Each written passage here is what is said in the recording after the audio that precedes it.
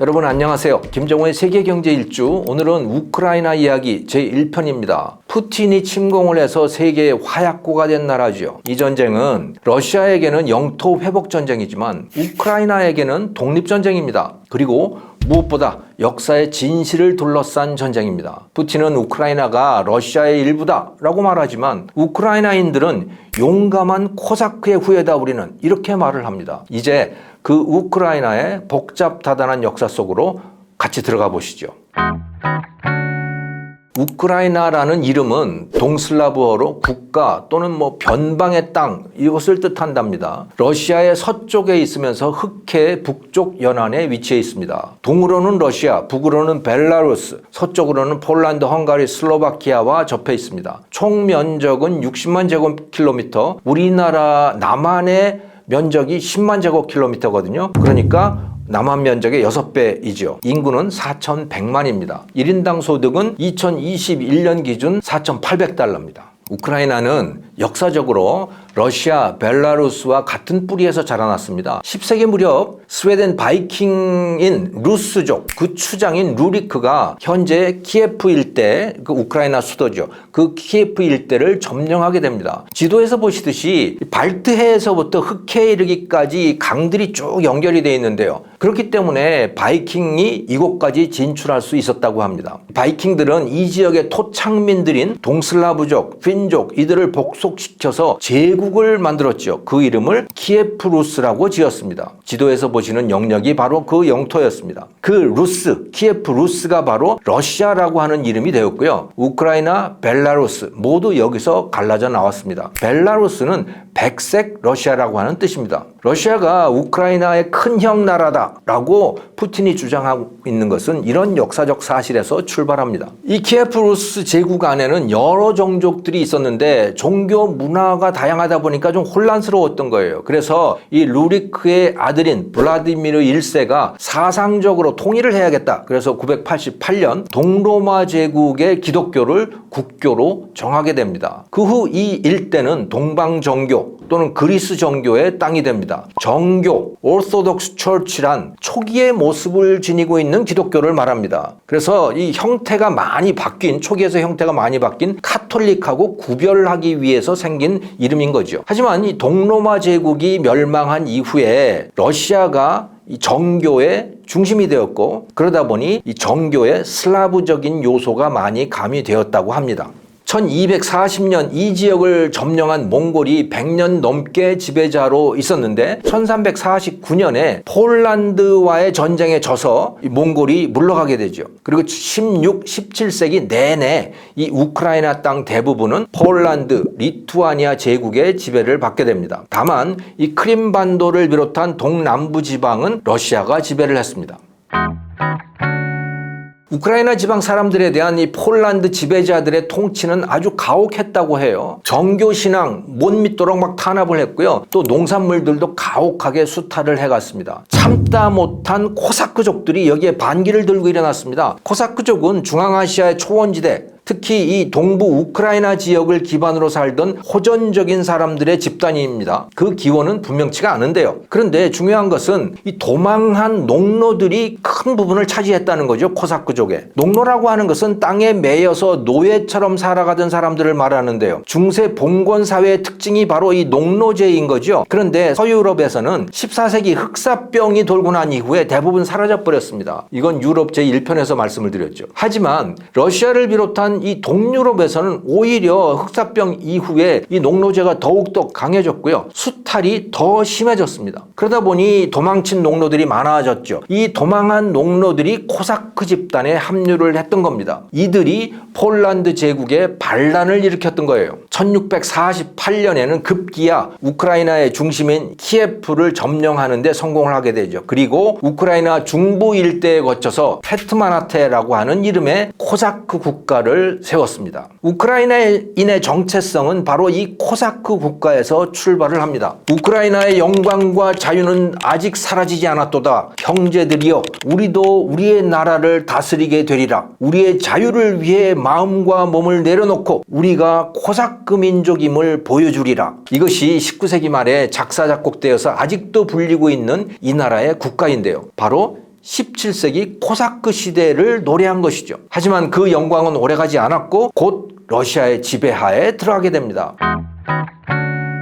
그래서 우크라이나 땅에는 러시아인의 이주가 본격화됐어요. 특히 에카테리나 대제가 러시아인들을 우크라이나 땅에 이주시키는데 아주 적극적이었습니다. 특히 현재 러시아가 점령하고 있는 이 돈바스 지역 같은 이 동부 우크라이나 지역, 또 크림반도에 집중적으로 러시아인들의 이주가 이루어졌습니다. 우크라이나어, 우크라이나 문화 모두 금지되었죠. 1815년 나폴레옹 전쟁의 뒤처리를 위한 비엔나 회의에서 우크라이나 땅의 남서부는 오스트리아, 헝가리 제국이 갖고 가고 나머지 대부분 동부 지역 땅은 러시아가 가져갔는데 이 두 제국은 새로 차지한 땅에 대해서 서로 다른 계산을 하고 있었습니다. 러시아는 이 땅을 작은 러시아다, 그래서 이건 러시아의 땅이야, 이렇게 인식한 반면에 오스트리아 제국은 우크라이나의 독립을 지지를 했습니다. 오스트리아의 이런 입장이 우크라이나 독립운동을 자극하게 됩니다. 1800년대 중반 우크라이나 시인인 다라스 셰브첸코가 열렬한 독립운동을 시작을 합니다. 독립의 당위성을 시와 연설문으로 만들어서 우크라이나 사람들을 설득을 하죠. 하지만 결국 러시아 군대에 체포가 돼서 오지로 유배가 되고 거기서 생을 마감을 했지만 이미 그때 우크라이나 독립의 움직임이 시작된 겁니다. 1914년 오스트리아와 러시아의 충돌로 시작된 제1차 대전. 이것은 우크라이나를 동족 상잔의 비극으로 몰아넣었습니다. 동부의 러시아 쪽 우크라이나에서는 350만 명이 징집이 돼서 전쟁으로 나갔고요. 서부의 오스트리아 쪽에서는 25만 명이 또 징집이 돼서 전쟁에 나갔습니다. 서로 반대쪽의 전쟁을 하게 된 거예요. 그래서 같은 민족끼리 서로 싸워야만 했습니다. 서유럽에 가까운 서부 우크라이나, 러시아에 접한 동부 우크라이나 간의 이 같은 차이는 아직까지도 이어져서 이 나라의 동서 갈등의 진원지가 되고 있는 겁니다. 1917년 러시아에서 볼셰비키 혁명이 일어났고 왕정이 무너지자 우크라이나는 잠시 자유를 맛보게 됩니다. 볼셰비키 혁명 이전에 레닌은 이렇게 말했다고 해요. 볼셰비키는 러시아인들이 우크라이나인을 멸시하는 것에 강력히 반대한다. 우크라이나인과 러시아 사이에 완전한 평등을 원한다. 우리 볼셰비키는. 이렇게 말했다는 거죠. 이때만 해도 소련은 낭만적 사회주의 국가였던 셈입니다.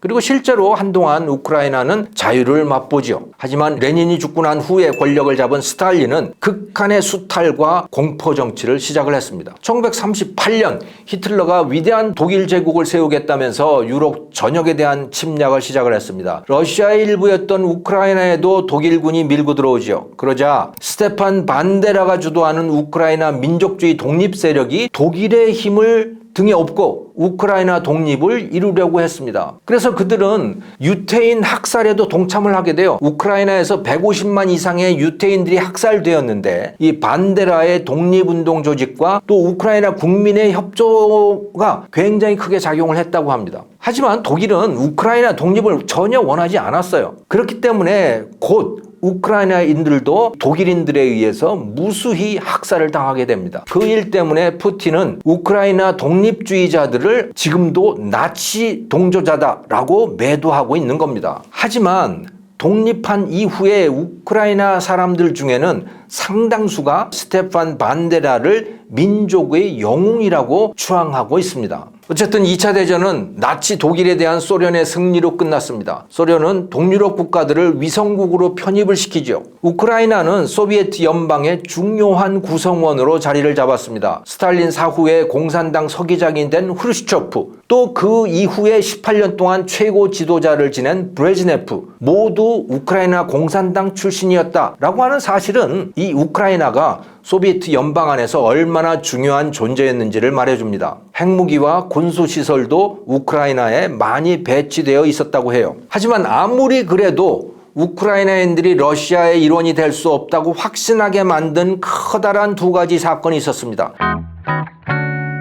그 하나는 1930년대 대기근 홀로모도르고요. 또 다른 하나는 1986년에 체르노빌 원전 사고입니다. 대기근부터 알아보죠. 스탈린은 급격한 산업화를 원했는데요. 러시아는 농업국가였잖아요. 그것을 급격히 공업국가로 만들기 원했던 거죠. 돈이 있어야 되는데 그 재원을 풍부한 농산물을 수출해서 조달하고자 했습니다. 그래서 곡창지대인 우크라이나 농지를 몰수를 했고 국영농장으로 만들어서 거기에서 산출되는 농산물들을 다 공출을 한 거예요. 하지만 이 소출이 줄어든 데다가 너무나 국가에서 가져가는 것이 많아지다 보니까 정작 농민들에게는 먹을 것이 남지가 않았습니다. 그러다 보니 아사자들이 속출을 하게 됐고요. 거의 400만 명이 굶어 죽었다고 해요. 우크라이나인들은 이 사건을 홀로모돌 대기근이라고 부릅니다. 그리고 이 사람들은 스탈린이 일부러 학살을 감행했다고 믿는 사람들이 많다고 해요. 이 우크라이나인들의 독립열망이 워낙 강하다가 보니까 그 의지를 꺾기 위해서 스탈린이 그렇게 했다는 것이죠. 이게 사실 여부를 떠나서 우크라이나인들은 그렇게 믿는 사람들이 많다고 합니다. 그러니 러시아를 좋아할 수가 없는 거죠. 두 번째는 1986년 체르노빌 원전 폭발 사고입니다. 체르노빌은 이 나라 수도 키예프에서 그리 멀지 않은 곳에 위치해 있습니다. 그런데 이 원전이 폭발했잖아요. 그래서 사람들이 죽어가는데 소련 공산당은 감추기에만 급급했습니다. 그 우크라이나인들이 진상규명을 요구했는데도 답이 없는 거예요. 더 이상 가만히 있을 수 없다. 이렇게 생각한 우크라이나 사람들은 저항운동을 시작했습니다. 1990년 1월 21일 전국에서 40만 명이 독립을 요구하면서 중부 키예프에서부터 서부의 르비우까지 무려 700km를 거대한 인간띠로 잇는 시위를 벌이게까지 됐습니다.